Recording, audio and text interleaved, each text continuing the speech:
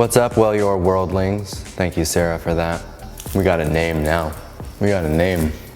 I am slicing up this pineapple that was on sale and freeze drying it. I don't want that freeze dryer to sit idle too long because it does nothing for me when it's not being used. So I've been wanting to freeze dry pineapple for a while, so now we are freeze drying pineapple. And it'll be for backpacking. Anyway, I wanted to, in the past, we've had some good chats about some of the topics from the book The Pleasure Trap, which is one of my favorite books ever. And so I wanted to sort of piggyback off of that.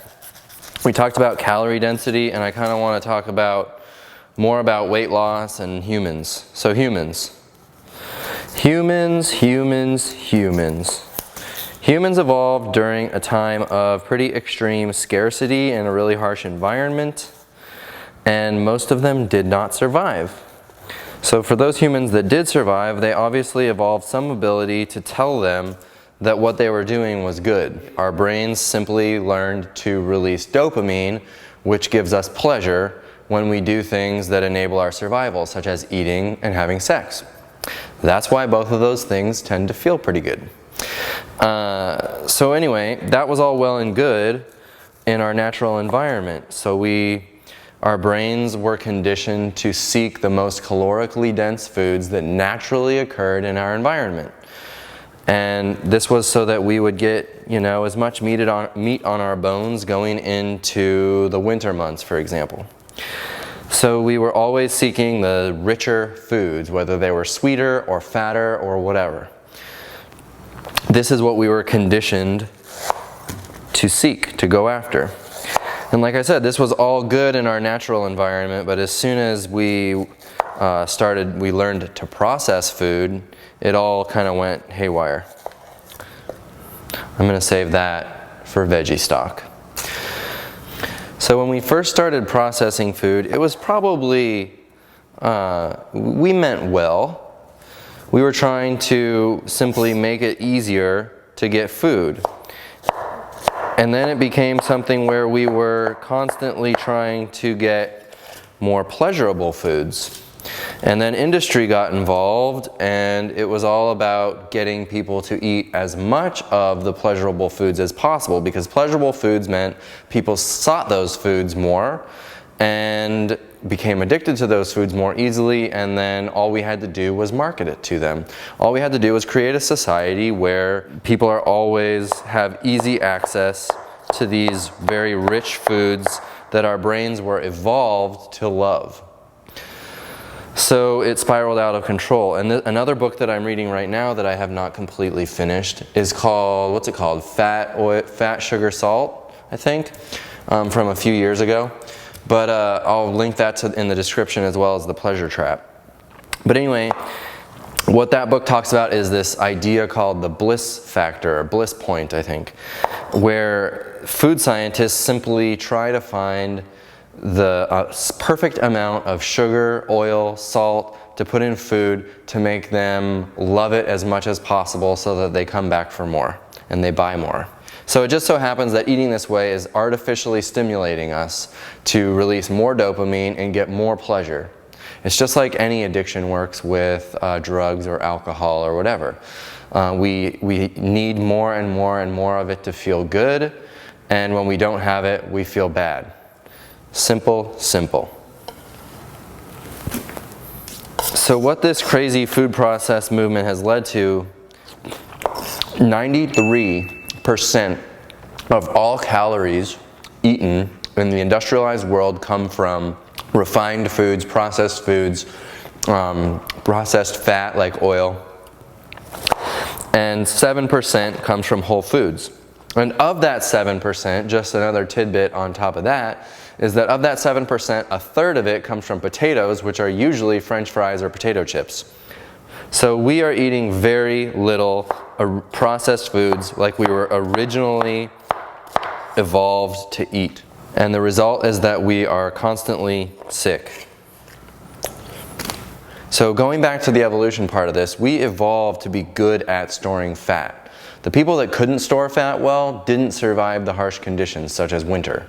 So the most efficient people were the ones that could eat high calories, store them on their bodies, and then slowly use those reserves when there wasn't good access to food, healthy food available.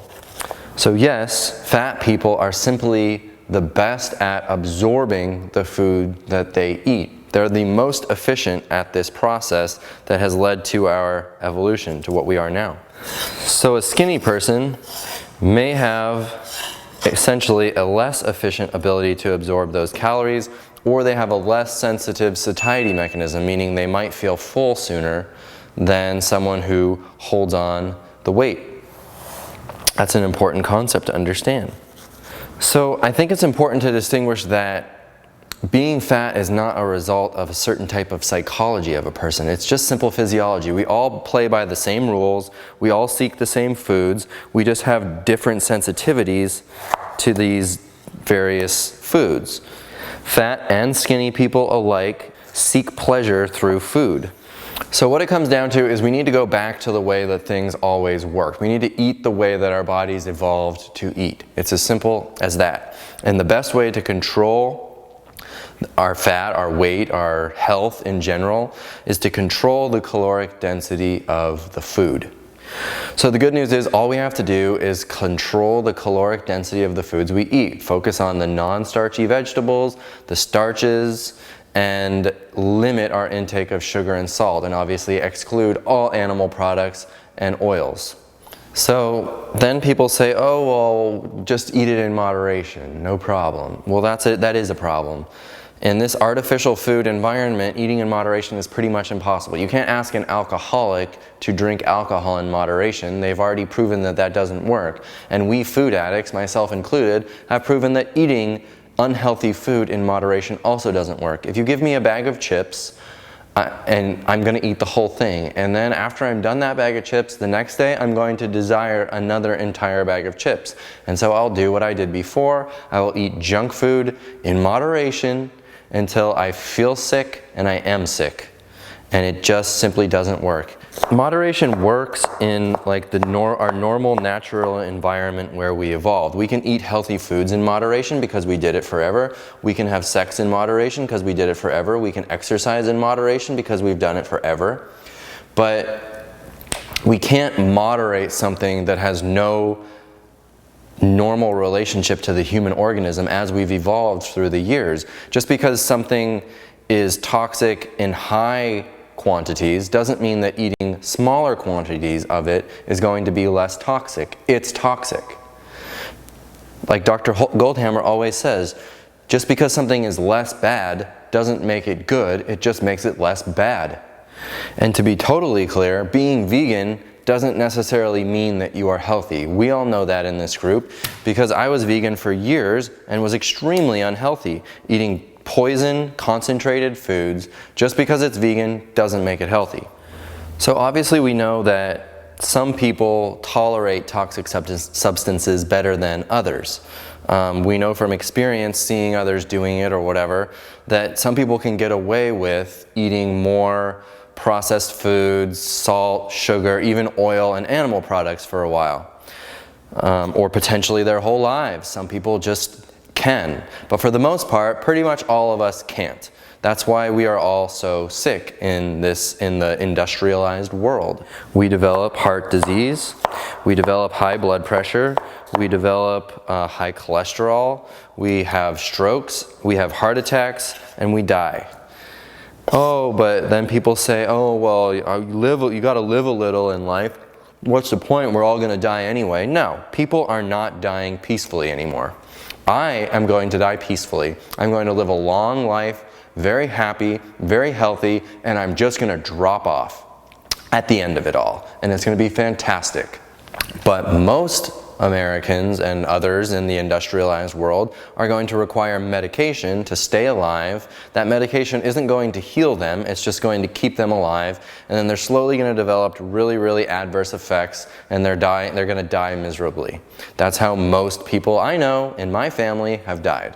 And this is one of the reasons why healthcare, at least in this country, has become an extremely contentious issue, because we are all dying and we can't find a way to deal with it in a financially sustainable way. If a doctor puts you on a medication to control your blood pressure or your cholesterol or whatever, That doctor's telling you that you're going to be sick forever. They're going to put you on that drug and they're going to tell you that you're going to be on it for the rest of your life. Do you want to be on it sick forever the rest of your life? They're not healing you. They're essentially telling you that you're going to be sick forever. And you can choose whether or not that is the life you want to live. If you've chosen to be on a blood pressure medication forever or a cholesterol medication forever, that drug will have adverse effects on you. It won't heal you and you will still die a miserable death. I'm sorry for the bad news.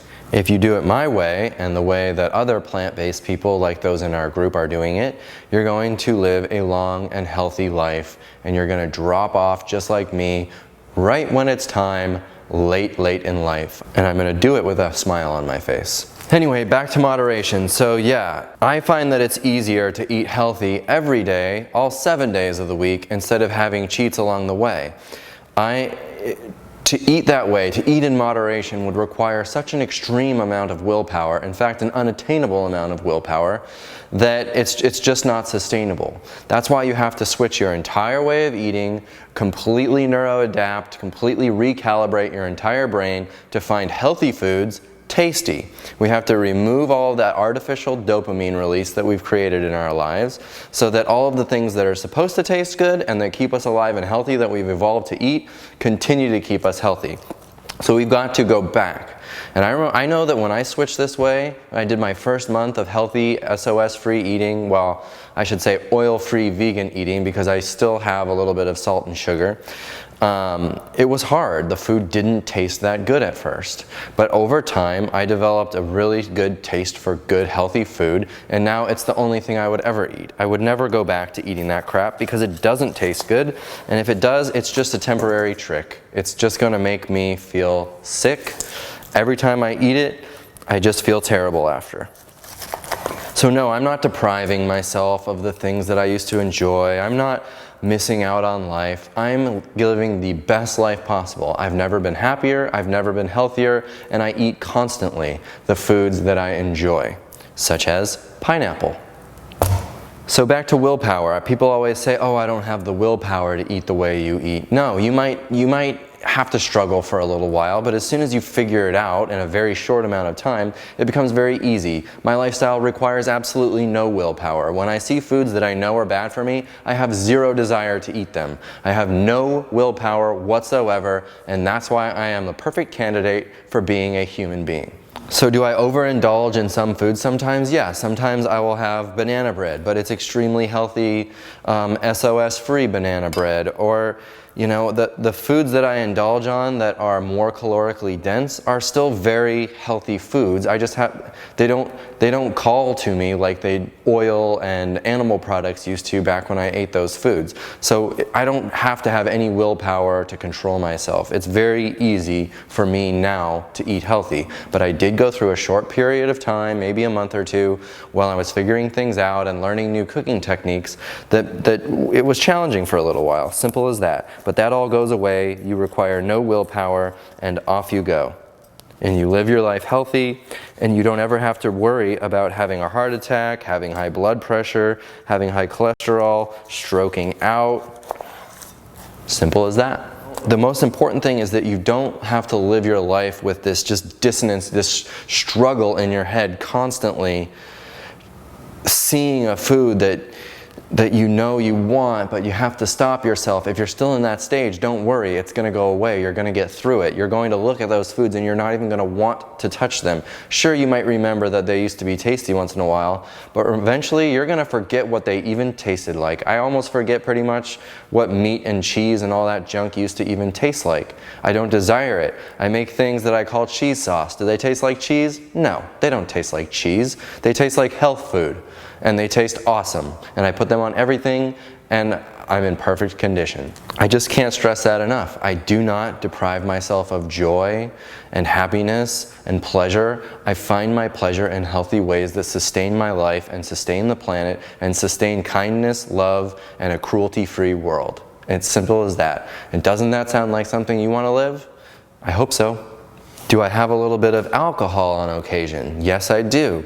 I still love the flavor. Well, actually, every time I have alcohol, I like the flavor less and less and less. I'm not gonna lie. There was a time when I loved whiskey. We recently went on that camping trip and I tried to drink whiskey and I just like couldn't even really stomach it.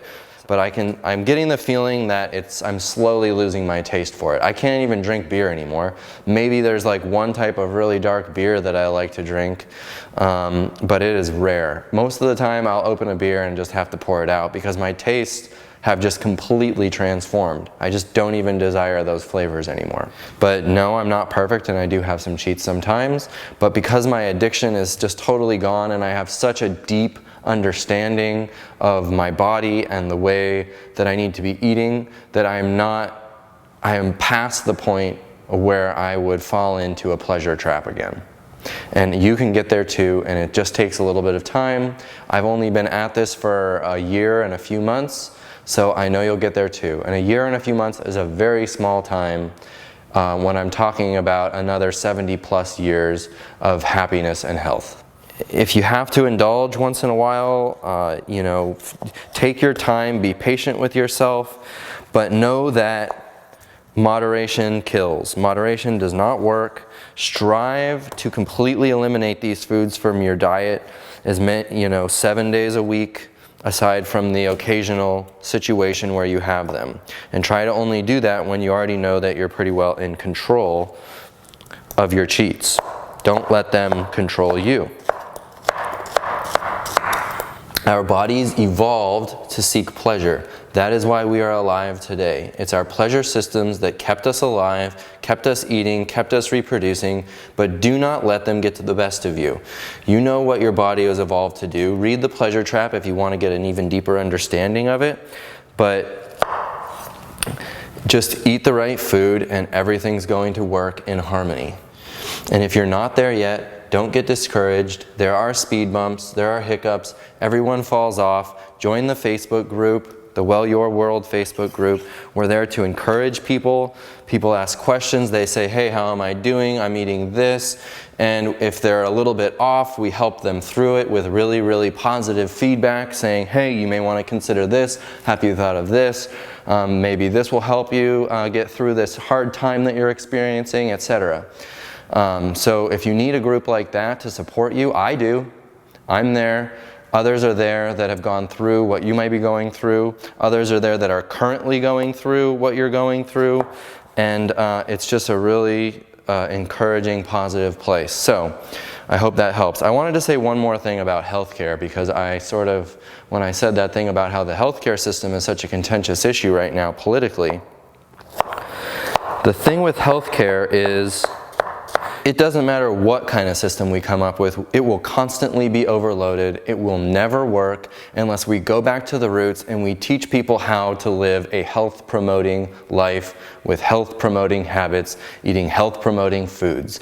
If we do that, we can sustain everyone with really excellent healthcare that will cover them when they hurt themselves in an accident or whether they have some other chronic issue that's going on in their body that isn't perhaps not diet related or any number of things. There are cancers that can come from other environmental exposure that isn't necessarily food related.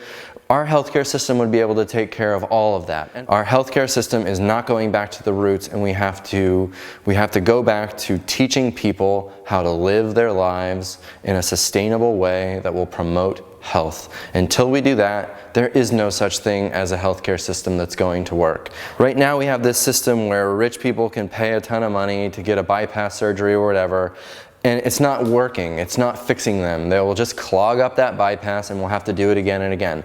Just because we expand coverage to better cover poor people, yeah, we need to do that, but it still isn't going to help. We need coverage for all people. Yes, we do, better than we're doing it today, but at the end of the day, it still isn't going to work. And what we really need is to include all people. Everybody needs access to the same thing, and that needs to be health education and learning how to feed yourself. This can be done so cheaply. I mean, the amount of money that we spend on food is minuscule compared to when we used to eat processed junk food poison. It can be done very, very easily, very sustainably. We just have to choose to do it. And we haven't. We haven't come close to doing that yet. So instead, in this country, we're coming up with systems that tend to exclude people because there's no way to pay for them all. So our politicians are excluding certain groups of people in order to try to find a way that is more financially sustainable, but it's not going to work. It simply will not work. We have to adopt a health promoting lifestyle, a health promoting diet. We have to go back to eating calorically dilute foods the way that our bodies evolved to eat, and magically we will all get healthy. And we'll have a healthcare system that covers people in times of need, when accidents happen, when other conditions creep up. It'll be no problem at all because the demand on the system itself will be so dramatically reduced. Anyway, that's all I have today. I just wanted to cover those simple issues. If those topics are of interest to you, please read The Pleasure Trap. It will change your life if you haven't read it yet. It will make this entire journey for you much simpler. It will just clarify all of these different ideas that are so simple, but just don't jump into your mind on your own because they simply aren't taught to us growing up. Anyway, I hope you found this helpful. I'll see you on the next video. I'll let you know how the pineapple is because this is my first time freeze drying pineapple. Peace and love. See you soon.